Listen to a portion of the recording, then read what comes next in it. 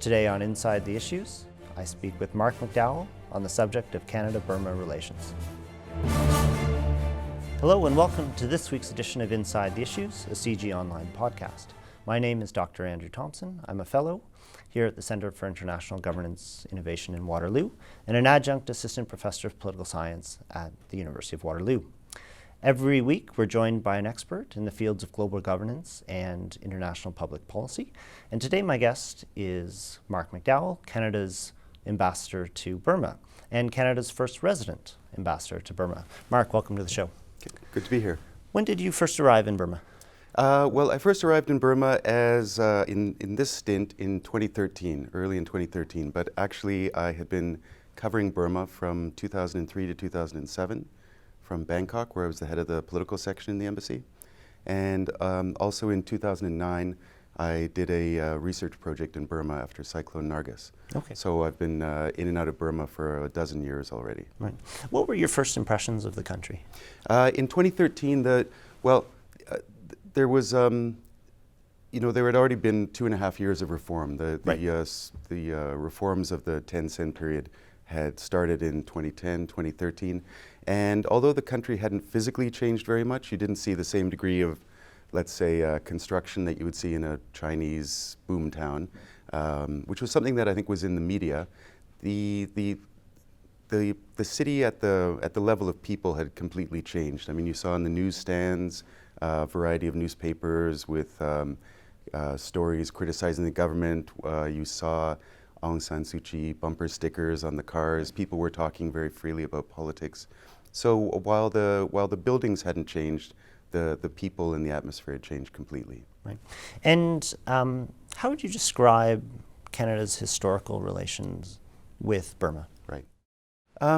So because of the long period of sanctions starting in the 90s and the early 2000s, by the time the embassy was set up in 2013, relations between Canada and Burma had kind of been ground down to zero. It was really starting from scratch. There were no economic ties because of the sanctions policy.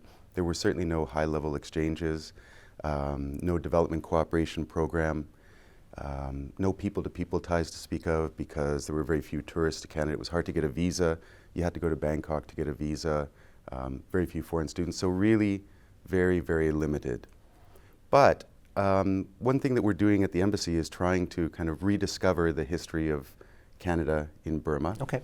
And to make it clear to the people in Burma that while Canada's a very far away country and to them a little bit alien, cold and strange, Canada actually has a fairly long history in Myanmar. And I'll give you a couple of examples. So kind of working backwards, if you talk to elderly people, especially in Yangon, and you mention Canada, they will all immediately think of the Yangon Children's Hospital, okay, which is one of the most important medical facilities in the country, and was built by Canadians. And there's a maple leaf, there's a big maple leaf on the cornerstone of the hospital, and older people know it as the Canadian Hospital. Okay.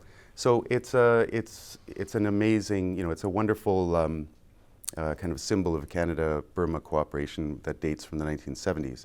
And for example, what we've tried to do is reconnect them with Sick Kids Hospital in Toronto. Okay. They've come over, talked to the staff at the staff and the administration at the Yangon Children's Hospital and talked a bit about what their needs are and what types of cooperation they might be able to launch to kind of to reestablish this link.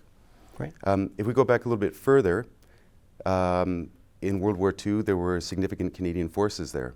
Right. And there is actually still a squadron of the Canadian Armed Forces called the Chinte, which is named after a mythical Burmese flying animal.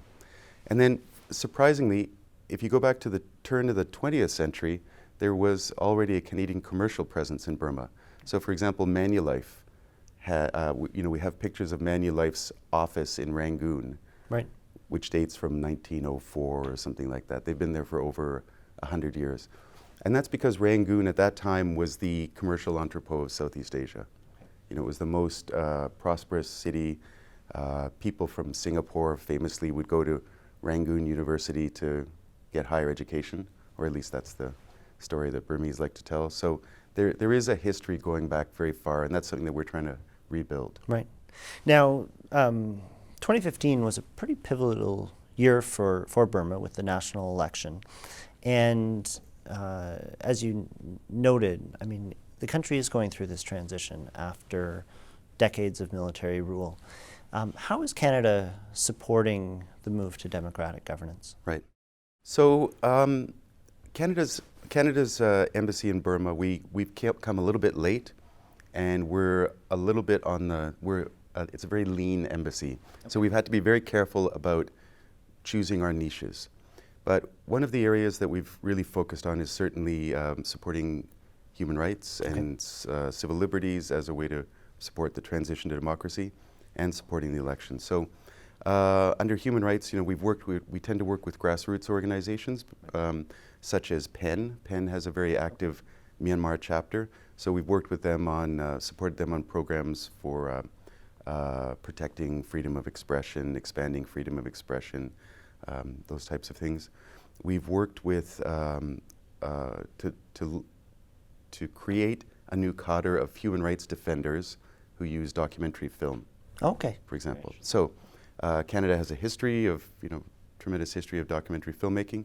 So, we've brought Canadian experts over to train, like I said, a whole new generation, and to support that type of human rights defenders. We've been in the forefront of the LGBT movement there, both financially supporting and with Canadian expertise. So a lot of these kind of, as I said, niche activities. When it comes to the election is really the central challenge of the of the democratization, and we've put a lot of emphasis on that. So just a couple of examples. We worked with a local NGO called the Open Myanmar Institute, which does sort of civic education to explain to people, in far-flung villages, what's this election about? The election is not authorities coming and taking you to the polls and you tick a box as you're instructed. It's about sort of creating this new, a new consciousness about what it is to live in a democracy and what your responsibilities and rights are. And then during the election run-up itself, one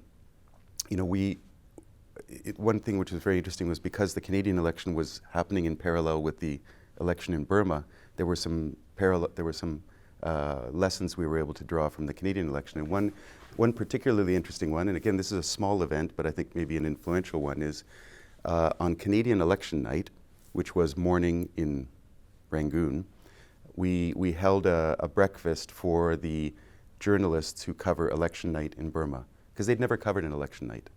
Right? There had never been news coverage, because the elections were held, and then the count was done in some way in secret, and the results announced. So we had a kind of a training session for the journalists who would be covering election night and the officials from the election commission to talk about how will this work, because they hadn't really thought that through, right? The entire election process was kind of a learning by doing, and the Burmese authorities were surprisingly open to advice.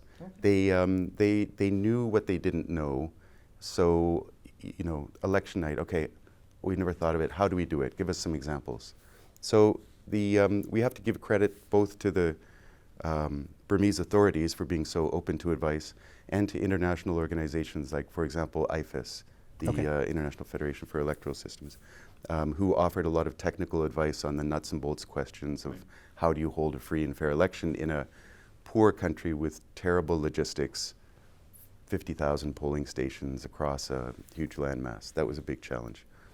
Finally, maybe I could talk about Election Day. Election Day was certainly the most exciting day of my 2.5 years there so far. It was kind of like, the Super Bowl Sunday. We're coming up to that now. Tremendous anticipation, but also anxiety. Maybe more like a wedding day or something like that. Right. So, we've created 7 teams of electoral observers from our embassy staff and brought in a few other staff from Bangkok and headquarters. And we went to a variety of areas, ethnic states, rural areas, also some areas in Yangon. And the degree of sort of energy and as I said, anticipation was incredible in everywhere we went. People were lining up at 5:30 in the morning to cast their votes before dawn, and it was fantastic to be part of that. Right. I was in the Delta, and as I said, there were huge lineups at dawn, and it was kind of not a festive atmosphere, but people were aware that it was a historic day. Everyone was dressed up, talking about the election, very excited to see foreign observers. Right. Yeah, it's great. Great. Canada did impose sanctions on Burma in 2007. Yep. These were eased up in 2012 because of some noticeable improvements in the human rights situation. What is the current status of the sanctions? Well, there are still military sanctions on military goods, and those are in common with other countries. Canada also has a blacklist, for want of a better word, that targets certain individuals who, with connections to the military regime, and most other countries have abolished that. It's just the United States and Canada that still have that. Okay, and does the Canadian government still have? Are there particular human rights concerns that Canada would like to see significant improvement on? Sure. There's in general, the tale of the last 5 years has been a really remarkable one, but there are very serious human rights concerns that remain. The best known one is the status of the Muslim population in Rakhine State, the Rohingya, and there's kind of a lid was put back on the situation in 2013. Okay. And the terrible outbreaks of violence in the year or a year and a half previous to that ended, but then you saw that it sort of metamorphized into this the tragedy of the mass irregular migrations of the Muslim population. The situation there, as I said, it's kind of there's a kind of stability there, but a stability you have to remember at the price of the people who are in IDP camps. So that's a very, very complicated situation, and it's tied up with long history of ethnic problems, kind of a triangular with Burmese population, Rakhine, and Muslim population, and really acute poverty. It's the poorest part of the country, and that drives. I think that drives a lot of the tension there. And then, of course, there's still serious problems in the areas where there are kind of lingering ethnic insurgencies. Okay. In Kachin State, Shan State. So there have been there's been a lot of progress made in the peace process as well. There wasn't the breakthrough that we were expecting in 2015, but progress and something that we're watching really carefully. And could you say a little bit about some of the other aspects or areas of opportunity for the Canada-Burmese relation? I'm thinking of things like greater trade, tourism, sustainability, and development. Well, I think, I'll talk about trade. I think the support to democratization is still going to be very key and ongoing. It's not like we've had the election, so it's all mission accomplished. Right. There's still going to be an ongoing relationship there. But on the trade side, it's sort of interesting. We talk often about the triple reform, political, economic, and the peace process. It's the economic one that seemed to be moving most quickly at first. Cars filling the streets of Yangon, a lot of construction, cranes, people wearing Western clothing, Western products in the markets.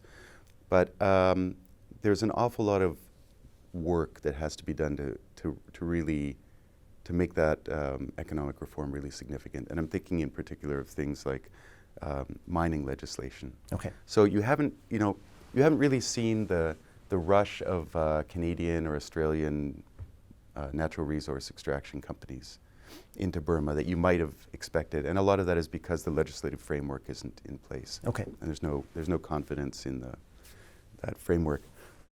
And then other areas like insurance, Manulife would like to return after 100 years. Sure. Banking, there's still problems. There's still problems in opening up the economy because of the vested interests of domestic players who fear the opening. So Right. that's going to be a really significant task over this next 5 years. Okay. And what about areas like tourism or You mean development? Canadian tourism to Burma or Burmese tourism to Either, Canada? either way. Well, I think you see the Canadian tourism to Burma is booming right now, Okay. from a very, very low level. But I believe the number of tourist arrivals has quadrupled in the past 3 years. Okay. So Wow. yeah, it's quite incredible. I believe growing at something like 30% a year or something like that. So. So what's the problem right now with the tourist sector is that there's a bit of a race now for the Burmese to create the flights and bus service and hotels to accommodate this influx. So that's a good challenge for them, Right. a challenge of overabundance. The other thing which is quite interesting is I have had inquiries from Burmese tourist operators about Canada, because now Canada, you can get a Canadian visa now in Rangoon. We've opened a visa office. That I think is really a game changer. It was, of course, it was fantastic. We opened an embassy so that we could work on a lot of these political, human rights, development issues in more intensively. But opening the visa office, I think, is going to make a really big long-term change, because now we get a lot more inquiries about study in Canada, because there's, people's horizons have widened. They're not just thinking about going to Thailand or Singapore or United Kingdom. They're thinking about other possibilities. So I think 1 or 2 years down the road, there could be some significant opportunities for taking in foreign students. And then, surprisingly, although Myanmar is a poor country, there is a middle class and there are people with money, and I think there's again, people have made maybe their first trip overseas to Bangkok or Singapore, and now they're thinking about where's their second trip. Right. And they want to go to Europe or the United States, and we've had inquiries about people who are running tours to the United States. How easy would it be to tack on a visit to Niagara Falls or Great. Vancouver, something like that. Terrific. And just to, final question, how does Burma fit into Canada's wider strategy of engagement with Asia? Right. Well, I think, you've seen a tremendous re-engagement with ASEAN over the past couple of years. Right. So, for example, the opening the embassy in Myanmar was not the final step.